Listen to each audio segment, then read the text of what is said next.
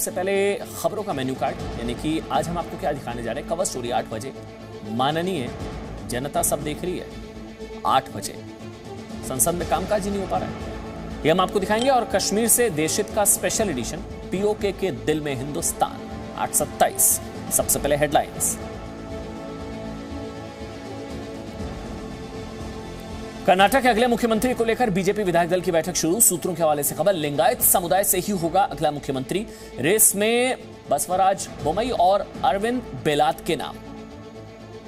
प्रधानमंत्री नरेंद्र मोदी से मिली ममता बनर्जी, मुलाकात के बाद कहा पेगासस मामले पर ऑल पार्टी मीटिंग बुलाए सरकार, न्यायिक जांच की भी मांग की है। पेगासस के मुद्दे पर आज भी संसद में विपक्ष का हंगामा हुआ। राज्यसभा में वेल में पोस्टर कार्ड लेकर घुसे विपक्षी सांसद। कांग्रेस ने कहा जासूसी मामले की हो न्यायिक जांच। कृषि कानून और पेगासस जासूसी मुद्दे पर सरकार को घेरने के लिए विपक्षी दलों ने बनाई रणनीति। कांग्रेस समेत कई विपक्षी पार्टियों के नेताओं ने की बैठक, राष्ट्रपति को चिट्ठी लिखकर मिलने का वक्त मांगा। विपक्ष को बेनकाब करने के लिए प्रधानमंत्री नरेंद्र मोदी का बीजेपी सांसदों को मंत्र, कहा विपक्ष का असली चेहरा बेनकाब करें। विपक्ष न सदन चलने देता है न चर्चा होने देता है। कोरोना संक्रमण को लेकर स्वास्थ्य मंत्रालय ने जताई चिंता, कहा मॉनसून सीजन में ज्यादा बरतें सतर्कता, केस में कमी नहीं आना चिंता की बात। कोरोना की दूसरी लहर में ऑक्सीजन की कमी से मौत को लेकर केंद्र ने राज्यों को चिट्ठी लिखी, कहा 13 अगस्त तक सभी राज्य सरकारें दे ऑक्सीजन की कमी से मौत का आंकड़ा। 2 दिन के दौरे पर भारत पहुंचे अमेरिकी विदेश मंत्री एंटनी ब्लिंकन। कल प्रधानमंत्री नरेंद्र मोदी से मुलाकात। पीएम से पहले विदेश मंत्री एस जयशंकर और राष्ट्रीय सुरक्षा सलाहकार अजीत डोवल से भी मिलेंगे अमेरिकी विदेश मंत्री।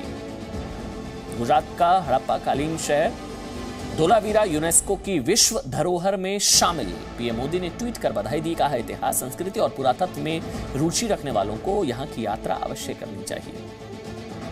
पीओके में उठी आजादी की मांग। इमरान खान की पार्टी पर धांधली कर चुनाव जीतने का आरोप। नवाज शरीफ की बेटी मरियम की वीडियो शेयर करने के बाद पाकिस्तान की सियासत में भूचाल।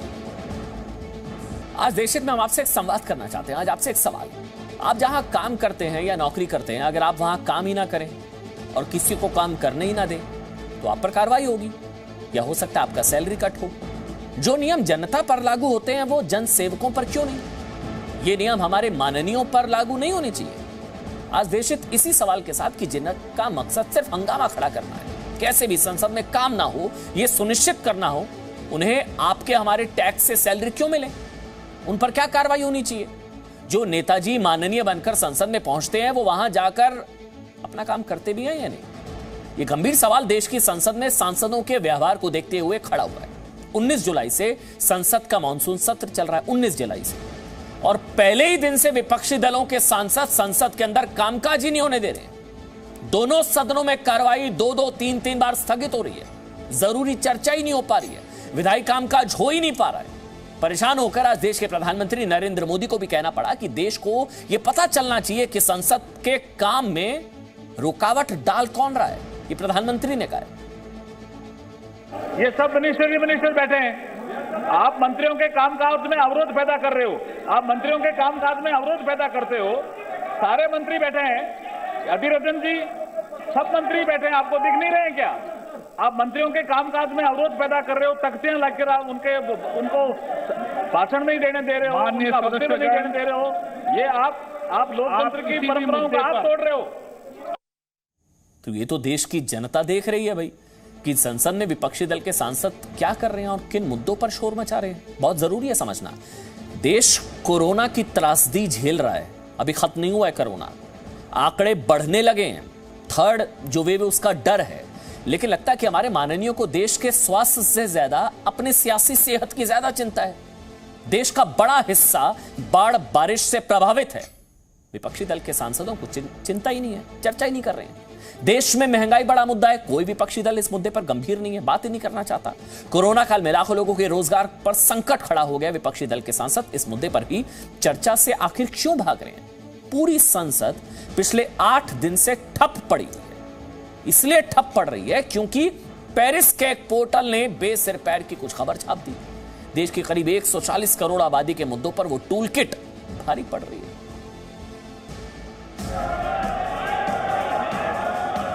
प्लीज भाषण नहीं देने दे रहे, अपनी सीट पर जाएं। ये जनता देख रही है। इससे सदन की गरिमा भी नष्ट हो रही है। आप मंत्रियों के संसद की कार्रवाई शुरू होते ही दोनों सदनों के स्पीकर और सभापति बस यही कहते सुनाई पड़ते हैं, आपको कोई व्यक्तिगत पीड़ा है, माननीय सदस्य, आपको संसद सदस्य हैं, बेयर विथ मी, प्लीज मैं आपसे आग्रह करता हूँ, माननीय अध्यक्ष महोदय, शक्तियों के लिए जनता ने मैं आपको चुनकर नहीं भेजा था। मंत्री जी को पूछना चाहता हूँ। माननीय सदस्य, शोर शराबा, हंगामा, कुछ विषयों तख्तियों से लेकर बैनर पोस्टर तक सदन में लहराए जाते हैं और पीठासीन अधिकारी किसी तरह सरकारी कामकाज चलाने की कोशिश करते हैं। आप इस चर्चा में शामिल हो, अपनी बातें रखें। सदस्यगण, ये क्वेश्चन आवर है, जो लोग वेल में हैं वो जाए कृपया अपनी सीट पर। Please go back to your seat, please cooperate. माननीय मंत्री जी, चेयर की ओर से कई बार अपील की जाती है, विनती की जाती है, कृपया बैठ जाइए। विपक्षी दलों के सांसदों को उनके कर्तव्य याद दिलाने की कोशिश की जाती है, लेकिन सब बेअसर। तरीकों का सुधारो, ठीक तरीके नहीं है। मैं पुनः अनुरोध करता हूं, जिस सदन में जनहित के मुद्दों पर चर्चा करने और नीतियां बनाने का काम होना चाहिए, वहां सांसद हंगामा और नारेबाजी में प्रतिस्पर्धा करते दिखते हैं। माननीय सदस्यगण, सदन में नारेबाजी के लिए कंपटीशन मत करो, जनता की समस्याओं में बोलने के लिए कंपटीशन करो। आप नारेबाजी में कंपटीशन कर रहे हैं, ये जनता देख रही है। आप जनता की समस्याएं अभाव में कंपटीशन करो। लेकिन लगता है कि इन सांसदों को ना तो जनता को देखने की फिक्र है, ना ही अपना कर्तव्य याद है। ये तो जासूसी कांड की जांच के लिए हंगामा कर रहे हैं, लेकिन चर्चा कोई नहीं चाहता। सप्लीमेंट्री तो फिजूल बात करने में कोई फायदा नहीं। हर दिन नया नया लोगों के खिलाफ ये जो कार्रवाई किए हैं, ये लोग जो गुपचुप तरीके से जो कारोबार किए हैं, जो खुफियागिरी किए हैं, जो जासूसी किए हैं, ये नया नया चीज उजागर हो रहे हैं। तो इस हालत में क्या डिस्कस करेंगे? यही हमारा मांग है, न्यायिक जांच हो। मेरी तो अपील होगी कि विपक्ष डिबेट करे, डिस्कशन करे, डिसीजन में पार्टिसिपेट करे। और हम लगातार विपक्ष के लोगों से यही आग्रह कर रहे हैं कि जिन मुद्दों पर आपको डिबेट और डिस्कशन करना है, उसका नोटिस दीजिए। सरकार का दावा है कि वो हर मुद्दे पर चर्चा को तैयार है। विपक्ष का आरोप है कि सरकार अपनी मर्जी के बिल पेश करना चाहती है, विपक्ष के मुद्दों पर चर्चा नहीं चाहती, और इसी आरोप प्रत्यारोप में देश के आम टैक्स पेयर की कमाई बर्बाद हो रही है। सिर्फ इस मॉनसून सत्र की बात की जाए तो एक हफ्ते में 79 करोड़ रुपए बर्बाद हो चुके हैं, क्योंकि लोकसभा के कामकाज पर 1 घंटे का खर्च 1.5 करोड़ रुपए आता है। इसी तरह राज्यसभा में 1 घंटे के कामकाज पर 1.1 करोड़ रुपए खर्च होते हैं, और 19 जुलाई के बाद से अब तक करीब 39 घंटे बर्बाद हो चुके हैं।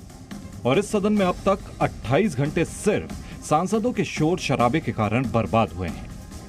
इस हिसाब से लोकसभा में 58 करोड़ 56 लाख रुपए का नुकसान हो चुका है, और करीब 30 करोड़ 3 लाख रुपए बर्बाद हो गए हैं।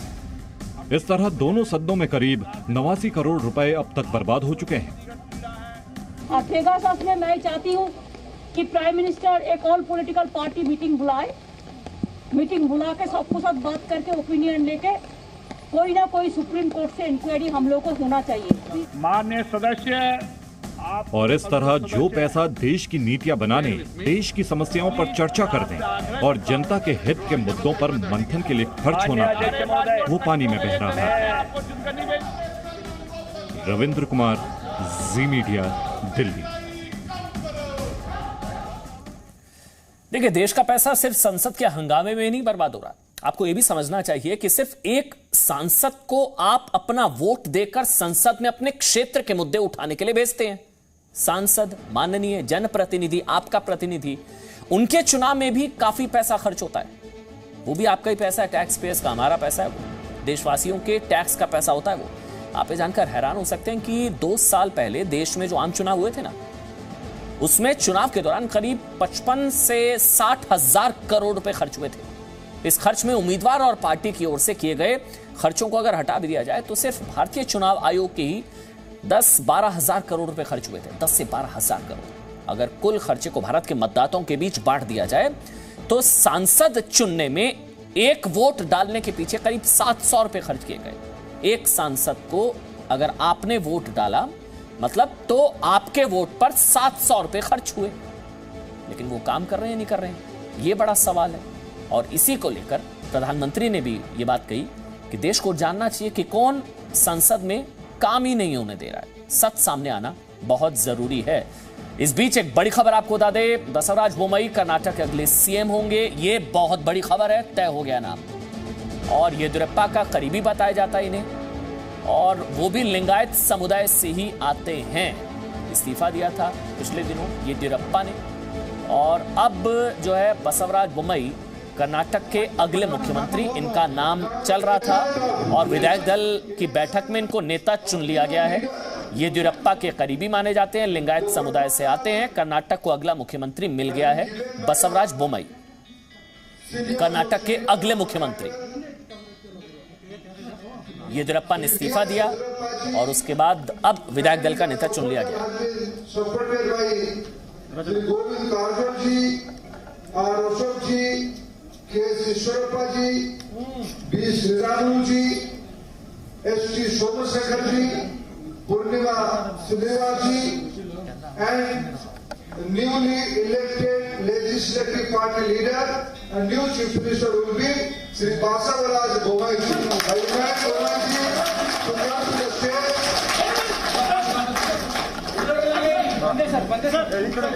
Bommai ji, please cooperate. Bommai ji.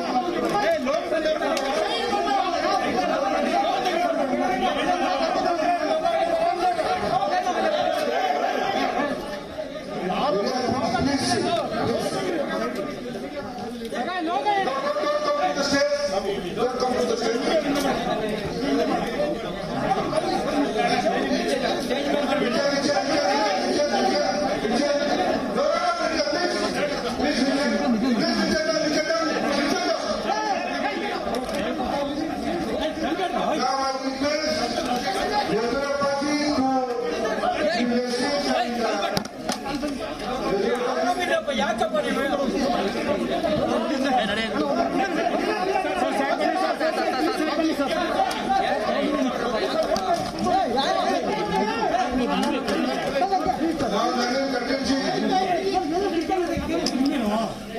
आपको बता दें अभी राज्य में गृह मंत्री हैं बसवराज बोम्मई, लिंगायत समुदाय से आते हैं, येदियुरप्पा के करीबी माने जाते हैं। भाजपा सरकार के 2 साल पूरे हुए। येदियुरप्पा ने सोमवार को इस्तीफा दिया। आज शाम 7 बजे ये बैठक बुलाई गई थी बेंगलुरु के कैपिटल होटल में। 7 बजे और 8:10 अभी 8:10 हो रहे हैं और फैसला हो भी गया घंटे में।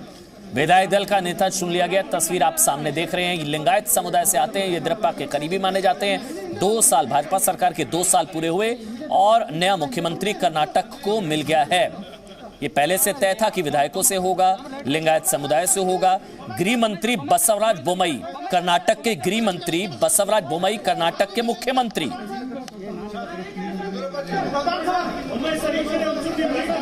जयपाल, जी मीडिया संवाददाता जयपाल शर्मा इस वक्त हमारे साथ जुड़ चुके हैं। जयपाल, इनके नाम की भी चर्चा थी और इन्हीं के नाम पर मोहर लगी है। जी बिल्कुल, देखिए जो सुबह से चर्चा चल रही थी उसके अंदर में कई नाम जो थे मुख्यमंत्री पद के लिए थे, लेकिन ये तय हो गया था कि मुख्यमंत्री जो है वो लिंगायत से ही होगा। ऐसे बसवराज बोम्मई जो है वो पहली चॉइस थे। हालांकि इसके अलावा भी कई नेता थे, लेकिन आज जब यहाँ पर बैठक शुरू हुई है उस वक्त में बसवराज बोम्मई का नाम जो है खुद येदियुरप्पा ने प्रस्तावित किया, और उसके साथ ही गोविंद कारजोल जो इस येदियुरप्पा सरकार में उप मुख्यमंत्री थे, और आर अशोक, उन दोनों ने इसके नाम का समर्थन किया। और उसके साथ ही वहां बैठे तमाम विधायकों ने उनको समर्थन दे दिया। और इसके साथ बिना किसी कहें कि अपोज के या किसी के विरोध के बसवराज बोम्मई जो है कर्नाटक के नए मुख्यमंत्री के रूप में चुन लिए गए हैं। बसवराज बोम्मई जो हैं वो काफी सुलझे हुए नेता माने जाते हैं। येदियुरप्पा के भी काफी करीबी रहे हैं और येदियुरप्पा सरकार में ये गृह मंत्री के पद पे थे। बिल्कुल जयपाल, 2023 में विधानसभा चुनाव है 224 सीटें हैं उसमें से 90 से 100 सीटों पर लिंगायत समुदाय का प्रभाव है और राज्य में 17% की आबादी लिंगायत समुदाय की है। तो बहुत ही कैलकुलेटिव फैसला। शुक्रिया आपका जयपाल, ये बड़ी खबर और पूरी खबर हम तक पहुंचाने और समझाने के लिए। आगे बढ़ते हैं। विदेशी प्रोपेगेंडा और एजेंडे पर देश के साथ विश्वासघात कैसे हो रहा है, इसकी एक और कहानी आपको बताते हैं। आपको पता होगा कि कुछ लोग दिल्ली के बॉर्डर्स पर किसान बनकर बैठे हुए हैं, घुसपैठ हो चुकी है, हाईजैक हो चुका है आंदोलन। इसकी एक कहानी सुनिए, समझिएगा। जिस खालिस्तानी आतंकवादी भिंडरावाले की वजह से पंजाब आतंक की आग में झुलसा, जिसकी वजह से ऑपरेशन ब्लू स्टार करना पड़ा, जिसकी वजह से हरमिंदर साहिब यानी कि गोल्डन टेंपल में सेना उतारनी पड़ी, जिसकी वजह से पूर्व प्रधानमंत्री इंदिरा गांधी की हत्या हुई, पंजाब में दंगे हुए, 83 सैन्यकर्मी और 492 नागरिक मारे गए, उस आतंकवादी को आतंकवादी कहना किसान आंदोलन में मना है क्या? क्योंकि 21 जुलाई, खबर समझिएगा, सुनिएगा, 21 जुलाई को सिंघू बॉर्डर पर किसान नेता रुल्दू सिंह मनसा को अपनी स्पीच में खालिस्तानी आतंकवादी भिंडरावाले की आलोचना करना महंगा पड़ गया। आंदोलन से बाहर कर दिया गया उनको। ना सिर्फ आंदोलन से बाहर किया गया, टीकरी पर जो उनका टेंट है उस पर अटैक हो गया। तो किसान रुल्दू सिंह मानसा खुशकिस्मत रहे कि वो अपने टेंट में मौजूद नहीं थे, वरना उनके साथ भी वही होता जो वहां पर मौजूद लोगों के साथ हुआ। 15-15 टांके लगे हैं लोगों को, जो लोग वहां पर थे उनके समर्थक। अब खौफ ऐसा है कि ना तो रुल्दू सिंह मानसा मुंह खोलने को तैयार है, ना ही जख्मी लोग। इस घटना को लेकर आपने कहीं कोई खबर नहीं देखी होगी। ये देखिए, ये इनके साथ मारपिटाई हुई, रुल्दू सिंह मानसा के जो टेंट पर अटैक हुआ, इनके माथे पर चोटें आई है, डंडों से इन पर अटैक हुआ, टांके आए हैं 15-15। गलती सिर्फ इतनी थी कि खालिस्तानी आतंकवादी की आलोचना कर दी थी, तो आंदोलन में जगह कैसे?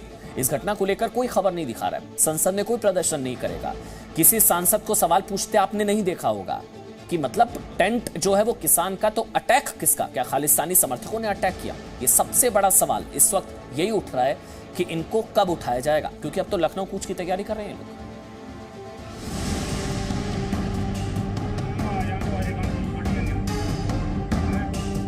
इस जख्मी शख्स को देख रहे हैं ना, ये उस जानलेवा हमले में बाल बाल बच गए हैं। इनके सिर पर 15 टांके लगे हैं, हाथ पैर, आंख, कान, हर जगह गंभीर चोट है। लेकिन ये इतनी दहशत में हैं कि हमला करने वालों के बारे में मुंह नहीं खोलना चाहते। लेकिन हम बताते हैं कि ये कौन है और इन पर हमला क्यों हुआ। ये पंजाब के किसान यूनियन प्रधान रुल्दू सिंह मानसा के समर्थक हैं और इनकी हत्या की कोशिश क्यों हुई, इसके संकेत आपको रुल्दू सिंह मानसा के इस भाषण से मिल सकते हैं।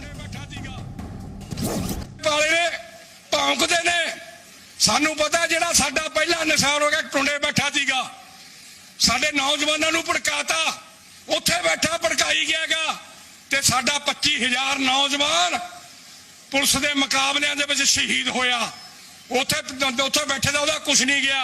इको पन्नू जा हुण भौंकदागा, आ कर दो, फलाना चक दो, ते एक होर भौंकदागा, आ किसान लीडरां ने माड़ा फैसला।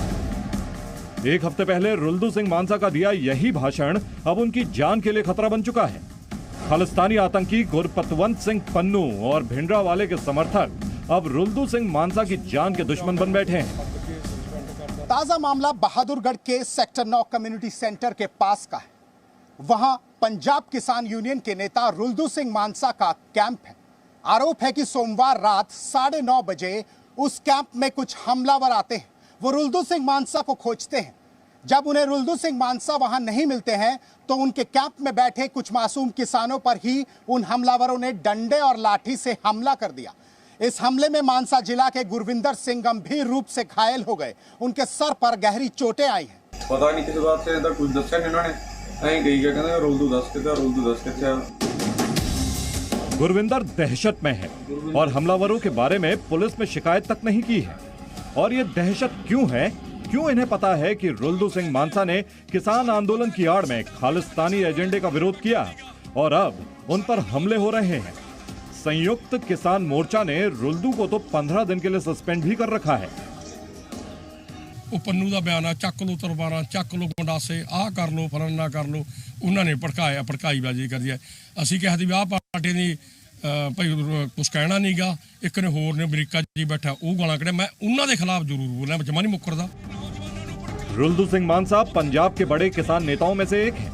वामपंथी विचारधारा के किसान नेता रुल्दू सिंह पंजाब किसान यूनियन के प्रधान भी हैं।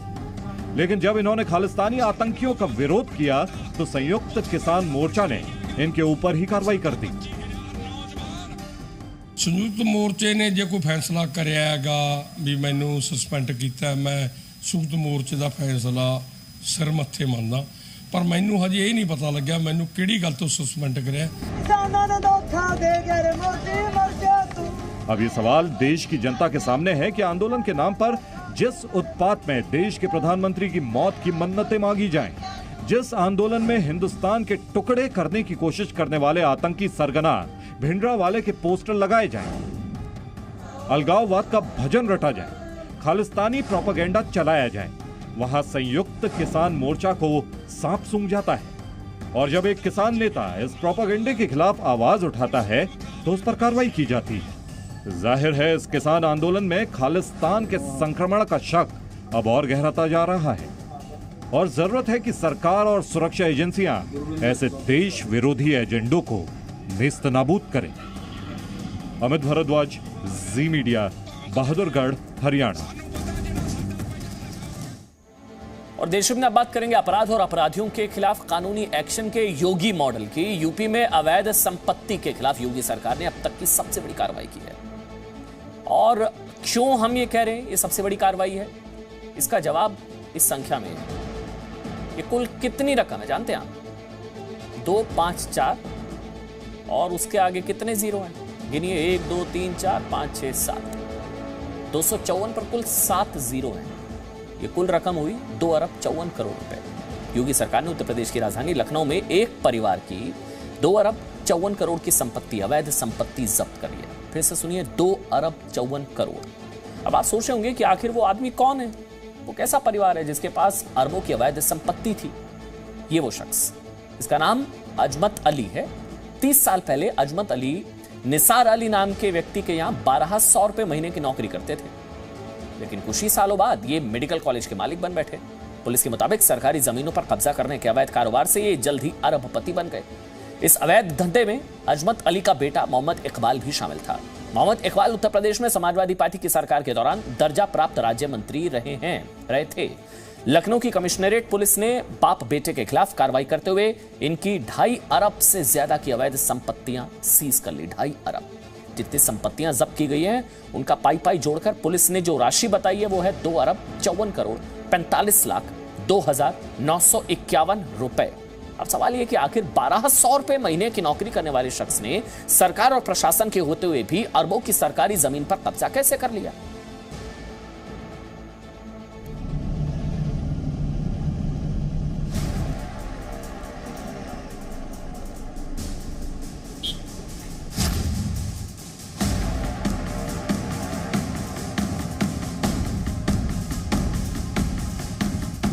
Career institute of medical science and hospital Lucknow के मड़ियाव थाना क्षेत्र के घैला गांव में बने इस मेडिकल कॉलेज का मालिक कल तक अजमत अली हुआ करता था, लेकिन अब ये कॉलेज प्रशासन के कब्जे में है। इस पूरे इलाके में मैं इस वक्त मड़ियाव के घैला इलाके में ही मौजूद हूँ और जो इकबाल जो सपा सरकार में पूर्व दर्जा प्राप्त मंत्री रहा है और उसने और उसके पिता ने किस तरह से सरकारी ज़मीनों पर कब्जा किया था। और सबसे महत्वपूर्ण बात यह थी कि कैरियर डेंटल कॉलेज का जो मालिक है वो कभी 1200 रुपये की नौकरी करता था, लेकिन 1995 से उसने बाकायदा एक ट्रस्ट बनाया और उस ट्रस्ट के जरिए जो इस पूरे इलाके में जो सरकारी रास्ते हैं, चक रोड है, सरकारी ज़मीनें हैं, उन पर कब्जा किया। अजमत अली एक साधारण परिवार से था। पुलिस के मुताबिक साल 1988 में वो निसार अली नाम के व्यक्ति के पास 1200 रुपए की नौकरी करता था, लेकिन जल्द से जल्द अमीर बनने की चाहत में अजमत अली ने गलत राह चुन ली। उसने सरकारी जमीन पर अवैध कब्जा शुरू कर दिया। साल 1995 में उसने शिक्षा के नाम पर चैरिटेबल ट्रस्ट का निर्माण कर सार्वजनिक सड़क की जमीन पर अवैध रूप से कब्जा कर लिया।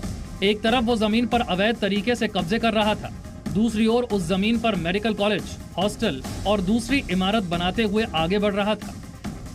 इस तरह से अजमत अली ने अपने बेटे समाजवादी पार्टी की सरकार में दर्जा प्राप्त मंत्री रहे मोहम्मद इकबाल के साथ मिलकर 2.5 अरब से ज्यादा की अवैध संपत्ति बना ली, जिसे अब योगी सरकार में सीज कर दिया गया है।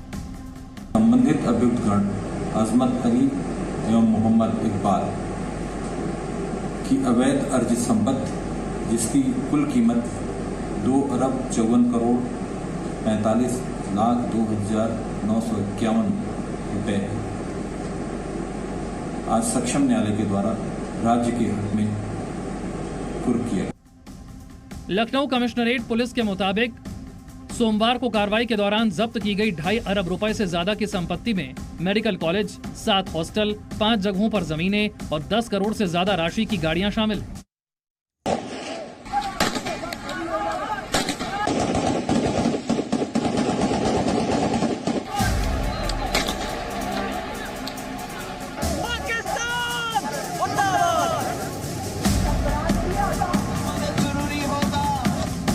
इमरान की दहशतगर्दी, पीओके में बगावत।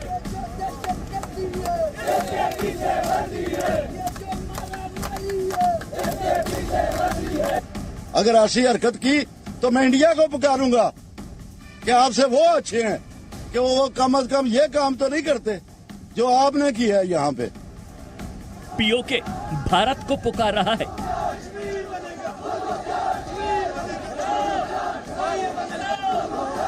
सीमा पार कश्मीर में अमन और अमन चैन के साथ तरक्की का असर अब पाकिस्तान में भी दिखाई दे रहा है। पाकिस्तान की इमरान सरकार के जुल्म सितम से परेशान, चुनाव में धांधली से परेशान पीओके के लोग अब हिंदुस्तान की तरफ देख रहे हैं। मरियम नवाज का ऐलान, फिर टूटेगा पाकिस्तान।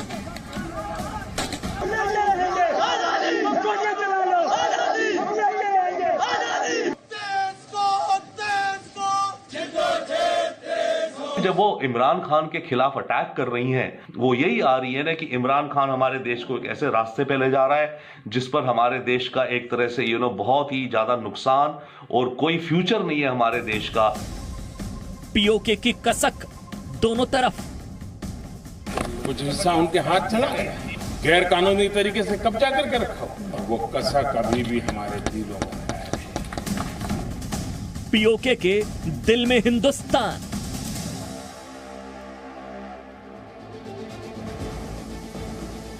नमस्कार, देशहित का स्पेशल एडिशन सीधे जम्मू कश्मीर के पहलगाम से देख रहे हैं आप, जहां पर 370 हटने के बाद अमन और शांति के साथ साथ विकास भी तेजी से रफ्तार पकड़ रहा है। और अब ये खुशखबरी पाकिस्तान अधिकृत कश्मीर के लोगों तक पहुंच चुकी है और इसीलिए अब वो पाकिस्तान से आजादी को लेकर अपनी आवाज बुलंद कर रहे हैं। कुछ दिनों पहले पाकिस्तान ने चुनाव तो कराए, लेकिन किस तरह की धांधलेबाजी हुई, हिंसा हुई, लोकल्स ने इन चुनावों का विरोध किया और यहां तक कि 2 लोकल्स की मौत भी हो गई और सीधे तौर पर उंगली पाकिस्तान की फौज पर उठी। पीओके में गुस्सा है और पीओके पाकिस्तान से आजादी के माध्यम से हिंदुस्तान के विकास की तरफ बढ़ना चाहता है।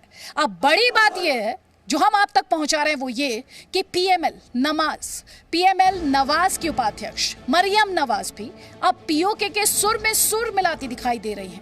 पूरे डिटेल्स हमारे इस रिपोर्ट में है, जो भारत के लिहाज से एक अच्छी खबर और इमरान खान अपने ही घर पर पूरे तरीके से बैकफुट पर।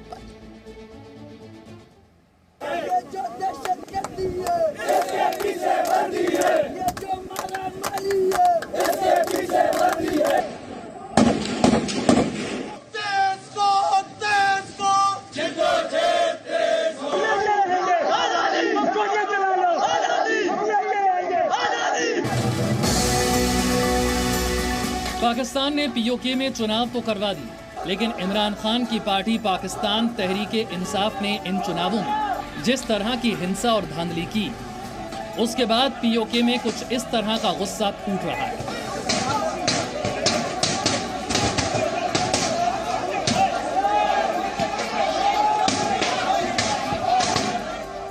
पुलिस का काम होता है चुनाव में हिंसा और धांधली ना हो, लेकिन बात अगर पाकिस्तान की हो और पुलिस इमरान खान की हो तो कहानी बिल्कुल उल्टी हो जाती है। विपक्षी पार्टियों का आरोप है कि पीओके में पुलिस ने इमरान खान की पार्टी को चुनाव जितवाने के लिए हर वो काम किया जो कम से कम वर्दी पहनने वालों को तो नहीं करना चाहिए। इसीलिए वर्दी के खिलाफ पीओके में गुस्सा फूट पड़ा है।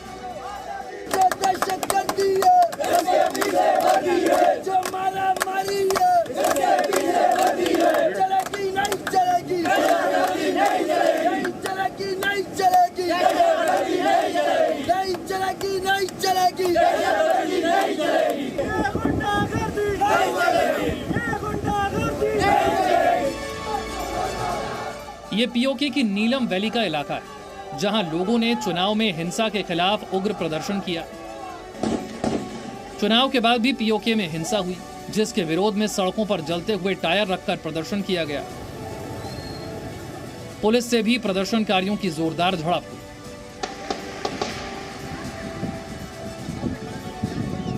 इमरान खान की सरकार ने पीओके में चुनाव के दौरान जमकर धांधली की। इमरान खान की पार्टी तहरीके इंसाफ के कार्यकर्ताओं और पुलिस ने जमकर वहां दंगे करवाए, वहां हिंसा करवाई, और उसके बाद जब वहां नतीजे आए तो उन नतीजों को वहां की विपक्षी पार्टियों ने मानने से इनकार कर दिया। और अब हालत यह है कि पाकिस्तान की इमरान खान सरकार के खिलाफ पीओके में आवाज तेज हो गई है। लोगों ने वहां इमरान खान के खिलाफ अपनी आवाज बुलंद कर दी। अब जरा इन नारों को गौर से सुनिए। पीओके में क्या चल रहा है आपको समझ में आ जाएगा।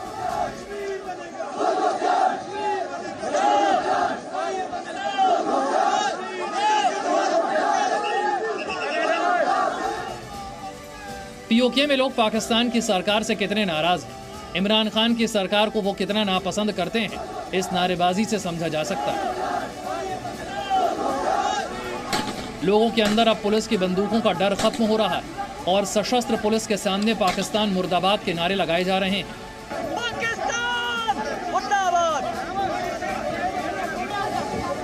पाकिस्तान मुर्दाबाद। पीओके में अब की बार जो इलेक्शन हुई है ये बहुत ही अनयूजुअल हुई है। देखिए, अभी तक तो जो पीओके के अंदर इलेक्शन होती थी बहुत ही लोकल अफेयर होता था, उसको इग्नोर करते थे, कोई ज्यादा ध्यान नहीं देता था। और जो इलेक्शंस का कंडक्ट है उस पर भी बहुत बड़े सवाल उठ रहे हैं। तो ये सारे मामले इकट्ठे होकर के ऐसा माहौल हो गया पाकिस्तान में कि पीओके की इलेक्शन बहुत ही इंपॉर्टेंट एक तरह से हो गई है। और ऑब्वियसली तब वहां के जो अवाम है अब उसकी आवाज भी ज्यादा सुनने में आ रही है। अब सवाल उठता है कि पीओके के लोग चाहते क्या हैं? पाकिस्तान के अत्याचारों से परेशान पीओके अब किसी भी कीमत पर पाकिस्तान के अवैध कब्जे से आजादी चाहता है, और अब पीओके के लोग खुलकर पुलिस के सामने इस बात को कहने से हिचकते भी नहीं।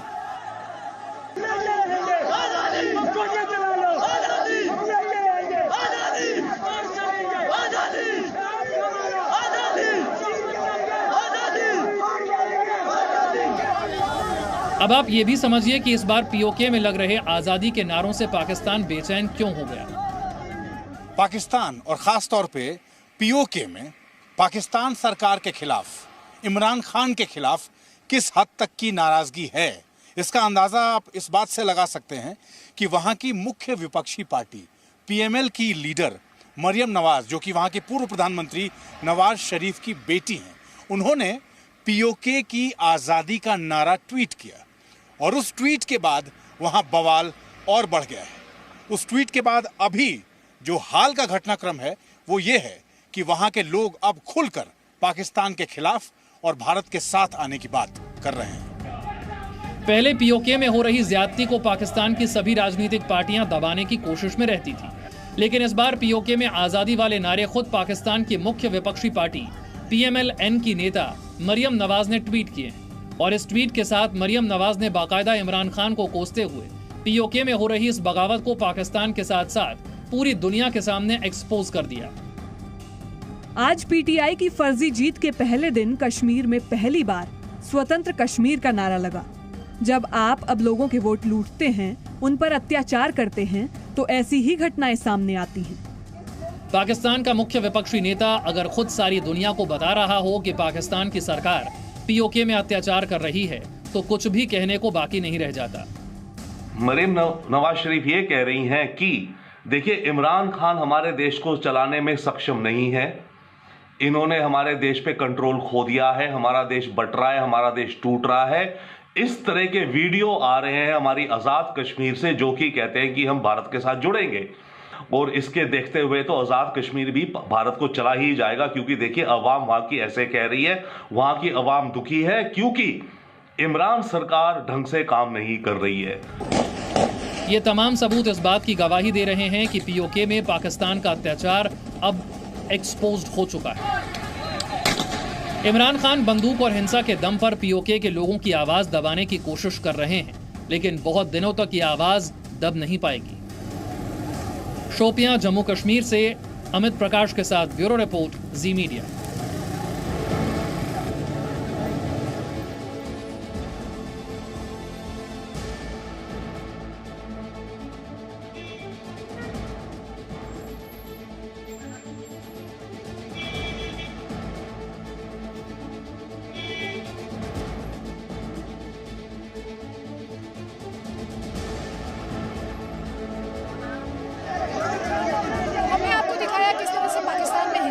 किस तरह से धांधली के आरोप लग रहे हैं। कटघरे में सीधे तौर पर पाकिस्तान के प्रधानमंत्री इमरान खान और बाजवा हैं। लेकिन हम आपको एक और तस्वीर दिखाना चाहते हैं। हम आपसे क्यों कह रहे हैं कि इस वक्त पीओके को हिंदुस्तान से उम्मीदें जगी हैं, हिंदुस्तान के जम्मू कश्मीर से उम्मीदें जगी हैं। तो आप जानते हैं 8:30 बजे से ज़्यादा का वक्त हो चुका है और ये तस्वीरें उन लोगों को देखनी चाहिए जो जम्मू कश्मीर को लेकर एक प्रोपेगेंडा चलाते हैं, जो ये कहते हैं जम्मू कश्मीर में आतंक है, जो ये कहते हैं कि लोगों को दबाया जा रहा है, लोगों को डराया जा रहा है। तो आप यहाँ पर देख सकते हैं कि जो शॉप है वो इस वक्त भी यहाँ पर खुली हुई है।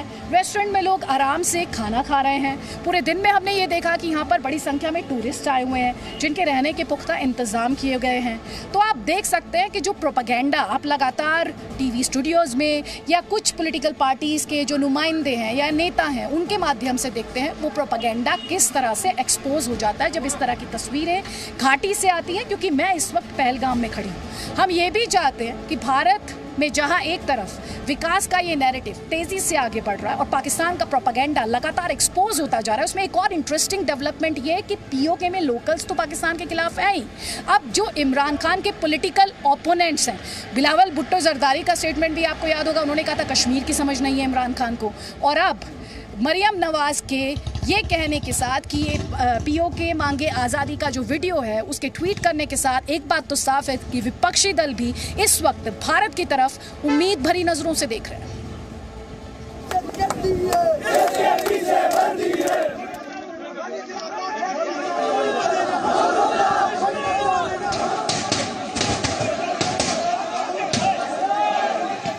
पीओके के चुनाव के दौरान हिंसा और धांधली की इतनी तस्वीरें सामने आ चुकी हैं कि अब पीओके में हुआ चुनाव पूरी दुनिया के लिए एक मजाक से ज्यादा कुछ नहीं बचा।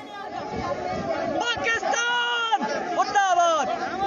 मरियम नवाज का आरोप है कि पीओके में इमरान खान की पार्टी धांधली और हिंसा के दम पर जीती है और वो किसी भी कीमत पर इस चुनाव परिणाम को स्वीकार नहीं करेंगे।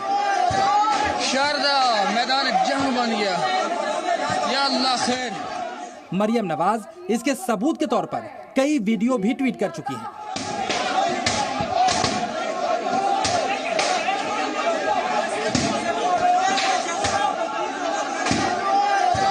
शारदा मैदान जंग बन गया।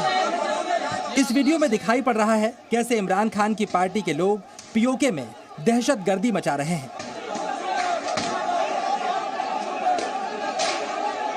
इमरान खान की पार्टी के लोग हर जगह तोड़ फोड़ कर रहे हैं और स्थानीय लोगों की दुकानों में भी तोड़ फोड़ की जा रही है।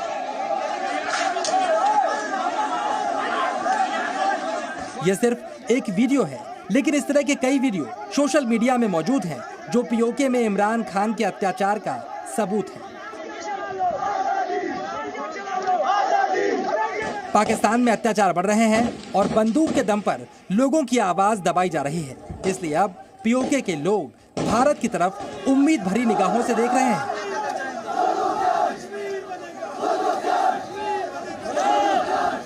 पीओके में जिस तरह पाकिस्तान का अत्याचार बढ़ रहा है, वैसे वैसे वहां के लोग हिंदुस्तान की तरफ आशा और उम्मीद की निगाह से देख रहे हैं। अब तो पाकिस्तान की राजनीतिक पार्टियां भी भारत से मदद मांग रही हैं। PMLN के एक वरिष्ठ नेता ने इमरान खान सरकार को और प्रधानमंत्री इमरान खान को धमकी दी है कि अगर उनकी मांगे नहीं मानी गई, अगर पीओके में रहने वाले लोगों के खिलाफ अत्याचार बंद नहीं किया गया, तो वो भारत से मदद मांगेंगे। जी हाँ, पाकिस्तान की मुख्य विपक्षी पार्टी के नेता को अब हिंदुस्तान ही एक जरिया दिखाई दे रहा है जो पीओके को पाकिस्तान के जुल्मों से निजात दिलाएगा। पाकिस्तान की मीडिया के सामने दिया गया पाकिस्तान मुस्लिम लीग नवाज के उम्मीदवार चौधरी मोहम्मद इस्माइल गुर्जर का पूरा बयान सुनिए। इसका मतलब ये है कि आप गवर्नमेंट के सामने बोल ही नहीं सकते, बात ही नहीं कर सकते, हमें इलेक्शन लड़ने का हक नहीं है। अगर ऐसी हरकत की तो मैं इंडिया को पुकारूंगा कि आपसे वो अच्छे हैं कि वो कम से कम ये काम तो नहीं करते जो आपने किया है यहाँ पे। तो मैं इसकी परजोर मज़ामत करता हूँ और वार्निंग भी देता हूँ कि ये आज़ाद कश्मीर के लोग हैं, आज़ाद कश्मीर का इलेक्शन है, इसको पुरअमन रहने दें, इसमें कोई ऐसी शरारतबाजी ना करें। साफ है, अब पाकिस्तान की राजनीतिक पार्टियां भी इमरान खान के राज से इतना उकता गई हैं कि उनको हिंदुस्तान से उम्मीद नजर आ रही है। पर हमें इसी किसी भ्रम में नहीं रहना चाहिए कि पाकिस्तान के पॉलिटिकल लीडर्स कोई भी हो वो कहेंगे कि हमें भारत से मदद लेनी है, परंतु पॉलिटिक्स में रेटरिक होता है तो वो इस रेटरिक का फायदा उठा रहे हैं कि पीओके में स्लोगन्स आ रहे हैं कि हम भारत चले जाएंगे, तो वो इमरान खान पे इल्जाम लगा रहे हैं, देखो आपके चलते ये हाल हो गया हमारे देश का कि हमारे देश के टुकड़े टुकड़े हो रहे हैं और आजाद कश्मीर के लोग अब भारत में जाने की बात कर रहे हैं। इसका मतलब इमरान खान इनकॉम्पिटेंट है। वैसे पाकिस्तान में जिस तरह इमरान खान की लोकप्रियता लगातार गिर रही है, पीओके में लोगों को लोकतांत्रिक और बुनियादी अधिकार तक नहीं मिल रहे। पीओके को भारत में ही अपना तारनहार नजर आ रहा है, क्योंकि पीओके भी देख रहा है किस तरह आर्टिकल 370 खत्म होने के बाद भारत में कश्मीर के लोग तरक्की और अमन की राह पर लगातार आगे बढ़ रहे हैं। ब्यूरो रिपोर्ट के साथ अमित प्रकाश, जी मीडिया, शोपियान, कश्मीर।